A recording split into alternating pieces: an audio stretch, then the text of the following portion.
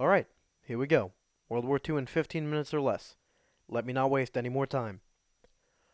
The Allied powers, the good guys, were made up of four major countries. They were, in order of their entrance to the war, England, under the primary leadership of Winston Churchill; France, with Charles de Gaulle at the head of the Free France movement; the Soviet Union, led by Joseph Stalin; and the United States, under President Franklin Delano Roosevelt. Inversely, the Axis powers, the bad guys, consisted of three major nations: Nazi Germany, under the reign of Adolf Hitler; Fascist Italy, commanded by Benito Mussolini; and Imperial Japan, with Emperor Hirohito and dictator Hideki Tojo. All three of the Axis powers implemented a fascist form of government. This is a political philosophy, movement, or regime that exalts nation and often race above the individual and stands for a centralized, autocratic government headed by a dictatorial leader, severe economic and social regimentation, and forcible suppression of opposition. In 1933, Hitler rose to power as Chancellor of Germany, heading the radical nationalist Nazi Party under the promises of expansion of a greater German empire. This was referred to as a policy of Lebensraum, or living space. Hitler cemented his conjoining of the Axis powers in the 1939 signing of the Pact of Steel, or as it's more formally known, the Pact of Friendship and Alliance between Germany and Italy. I kid you not. This pact was devised by the then German Foreign Minister to Italy, Mr. Rogers. Okay, I might be kidding about that part.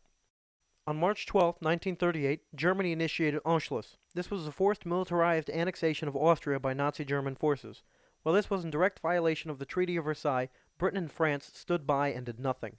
Then, Hitler threatened Czechoslovakia. On September 29, 1938, Adolf Hitler, Neville Chamberlain of Britain, Benito Mussolini of Italy, and Edouard Daladier of France signed the Munich Agreement.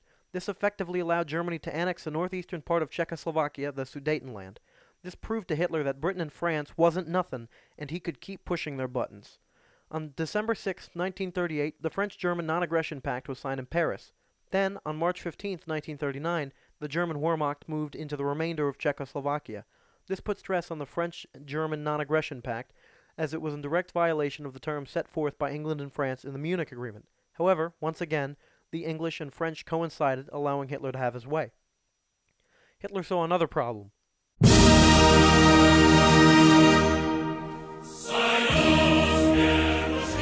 The Soviet Union. Hitler did not want to open up a second front in the East until at least all of Western Europe had been conquered by the Nazis. The USSR stood in the way of this, so on August 23, 1939, Germany initiated the Molotov-Ribbentrop Pact, otherwise known as the I Love You, You Love Me Pact. Just kidding. It's sometimes referred to by the less ridiculous names of the Nazi-Soviet Pact or the German-Soviet Non-Aggression Pact. This would eventually be broken by the Nazis once France was knocked out of the war, and Hitler was profoundly confident in the Wehrmacht's ability to scale an invasion of Russia. Hitler then set his sights on Poland. He was once again told by England and France that further military expansion would lead to a declaration of war, to which he replied, "Carb." On September 1st, Hitler launched his attack on Poland. The invasion saw Germany's first use of a blitzkrieg. This is a combination of airstrikes led by the Luftwaffe, the German Air Force, and heavy artillery bombardment to weaken defensive lines, followed by swift armored divisions and mechanized infantry of the Wehrmacht, German army. This aggression led to Britain and France both subsequently declaring war on Germany on September 3rd. On September 17th, the Russians began to invade from the east in accordance with the Molotov-Ribbentrop Pact. On October 6th, German and Soviet forces gained full control over Poland, marking the end of the Second Republic. These events are referred to as the September Campaign. France and England suspected that Germany would soon aim their sights towards France. In preparation, the Allied nations moved troops into Belgium, Luxembourg, and the Netherlands. On May 10, 1940, the Germans began the 6-week-long invasion, or Battle, of France. In the first phase of the German invasion strategy, German armored units pushed through the Ardennes forest and then along the Somme Valley, cutting off and surrounding the Allied units that had advanced into Belgium. The British then led a massive evacuation of Allied forces who had been cut off. Despite Luftwaffe attempts to prevent the evacuation, a near 340,000 Allied troops were rescued. Most notoriously was that of the evacuation at Dunkirk. The German forces then began Phase 2 on June 5th. The remaining Allied forces put up a determined resistance against the invading Germans, but their attempts were proven futile. They were helplessly outarmed, and the Germans pushed deep into France. From here, the steamrolling Nazi Wehrmacht scared the blue and red right off the French flag. Get it? Because if you take a French flag and if you remove the blue and the red, then it's just a white flag. Yeah, and a white flag forget it. On June 22nd, the second armistice at Compiègne was signed by France and Germany. This acknowledged France's official surrender to Germany, often referred to as Plan B in French. That's a joke. Surrendering is usually Plan A for the French army. This established the officially neutral Vichy government of France, led by Marshal Philippe Pétain. This Vichy government was effectively a puppet government designed to offer support to the Nazis. This led to the end of the French Third Republic. Hitler, now confident in his German war machine's capability in battle, turned eastward again, this time for the Soviet Union. In defiance of the Molotov-Ribbentrop Pact, Hitler authorized the invasion of Russia on December 18, 1940, under the name Operation Barbarossa. The operation was at first a massive success. The German army had no trouble pushing back the unprepared Soviets through their western borders. These are potatoes, Comrade Commissar. Why are we using potatoes instead of real grenades? Because real grenades are valuable. In fact, they are worth a lot more than you are. Oh, of course, Comrade Commissar. My mistake. The German advance kept pushing forward all the way into Moscow and Stalingrad. Then winter set in. On July 16, 1940, Hitler ordered the bombings of British targets in preparation for a proposed amphibious invasion of England, Operation Sea Lion. The operation was quickly turned into a German battle for air superiority over Britain, or as Winston Churchill dubbed it, the Battle of Britain. While Germany could not afford, for the risk of anti-aircraft fire, to maintain daytime assaults, nighttime attacks persisted, becoming referred to as the Blitz. Under the Blitz, German bombers began targeting whole cities with the aim of throwing them into utter chaos, under the hopes that this would beat Britain into signing an armistice or even surrender. Hitler must have mistakenly thought that they were French. I'll be honest, I don't think the French surrender jokes ever get old. Oh, by the way, hey, you want to see a French flag? Boom. God, I'm hilarious. Actually, didn't I already make that joke? Never mind. By June, due to a string of British aerial success, as thanks to the development of radar, the bombing raids were deemed futile and were called off. Subsequently, into 1942 and through the rest of the war, Britain began carrying out routine bombing raids on German cities. Fighting in North Africa started with the Italian declaration of war on June 10, 1940. A fluctuating series of battles for control of Libya and regions of Egypt followed, reaching a climax in the Second Battle of El Alamein in October 1942, when British Commonwealth forces under the command of Lieutenant General Bernard Montgomery inflicted a decisive defeat to the Nazi Afrika Corps led by Erwin Rommel, the Desert Fox, who was, unfortunately, not actually a fox. The Holocaust is arguably the most atrocious event to have occurred in the history of mankind. Starting in 1941 and through 1945, European Jews and other ethnic minorities were rounded up and sent to concentration camps. Once there, they were forced into manual labor. Eventually, they were killed either via firing squad, execution, hanging, burning, or gas chamber. On September 8, 1941, the Germans began a 2.5-year siege on the Soviet city Leningrad. In October 1941, the Germans launched an attack on the Soviet capital of Moscow. The Soviets, out of desperation, began to both flood and destroy the city of Moscow. This was done under a scorched earth policy. The flooding effectively prevented the German armored vehicles from being able to enter the city. As the German offensives were halted, a Soviet strategic counteroffensive and smaller-scale offensive operations forced the German armies into retreat and nearly surrounded them. The German offensive to capture Stalingrad began in August 1942. As both sides poured reinforcements into the city, the Russians were assisted in what they didn't have. The Germans were forced to resupply their troops using half-tracks and trucks. In the dead of the fierce Russian winter, the roads were practically unmaneuverable, and German supplies began running short.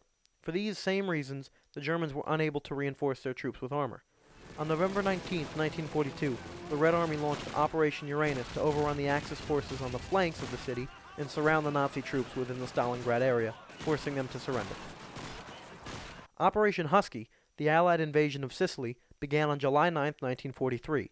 The island was fully within Allied hands by August 17th. In response to the invasion of Sicily, Benito Mussolini was toppled from power in Italy. This left Germany as the sole remaining European member of the Axis powers. It also left what was left of the Axis troops in Italy severely crippled and disorderly. This gave the Allies just the opportunity they needed for a subsequent full-scale invasion of Italy. On June 6, 1944, the largest amphibious operation ever was launched into Normandy, France. Operation Overlord, or D-Day as it was called, saw a combination of British, American, and Canadian troops attack a series of beachheads along the northern French shoreline. Those who made it ashore had to manage their way up the beachhead to a cliff face where they then scaled up to the ridge above. From there, the Allies continued. On August 26th, the Allied armies recaptured and liberated the city of Paris. Then, eventually, the whole of France. With a foothold on continental Europe and a new, revived French army to assist them, the Allies prepared to head for Germany. On December 16, 1944, a massive German artillery strike pummeled the American front lines in the densely forested Ardennes region of Wallonia in Belgium, France, and Luxembourg. This was followed by a massive German counterattack utilizing the majority of the remainders of the Luftwaffe and of Germany's armor. The Allies, being out in front of their own supply chain, were left without reinforcements. This became referred to as the Battle of the Bulge. In the end, the Allies repelled the German counterattack and continued pushing for Germany. Soon the Western Allies made it all the way up to the Rhine River. On March 23, 1945, the Allies launched Operation Plunder, the crossing of troops across the Rhine.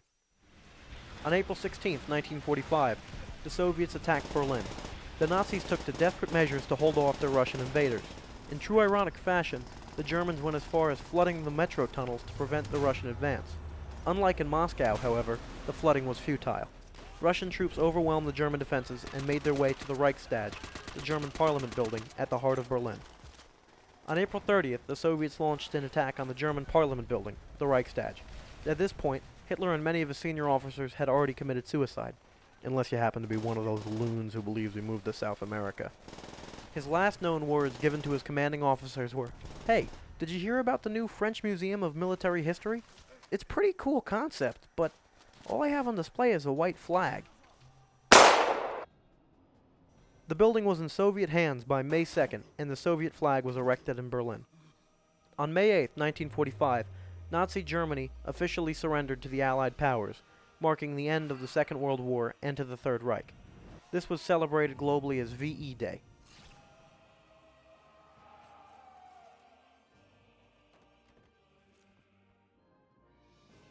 You can make it, my friend. You always survive.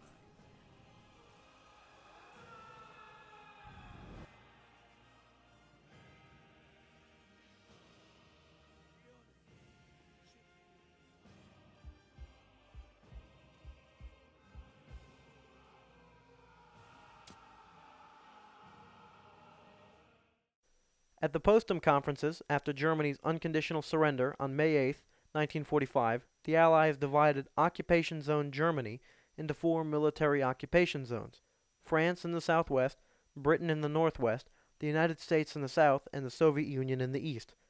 During the war, the United Nations became the official term for the Allies. To join, countries had to sign the declaration and declare war on the Axis. The Nuremberg trials were a series of military tribunals held by the Allied forces after World War II, which were most notable for the prosecution of prominent members of the political, military, judicial, and economic leadership of Nazi Germany who planned, carried out, or otherwise participated in the Holocaust and other war crimes. In 1949, the Geneva Conventions were established. The Geneva Conventions extensively defined the basic rights of wartime prisoners, civilians, and military personnel, established protections for the wounded and sick, and established protections for civilians in and around a war zone. Fortunately for the whole of the world, through the combination of the Geneva Conventions, new international laws, and the establishment of the UN, the global theater stabilized. Conflict was forever ridden from world affairs, and in the light of the devastation of the Second World War, warfare would never be seen again. Just kidding. Stalin could never let that happen. This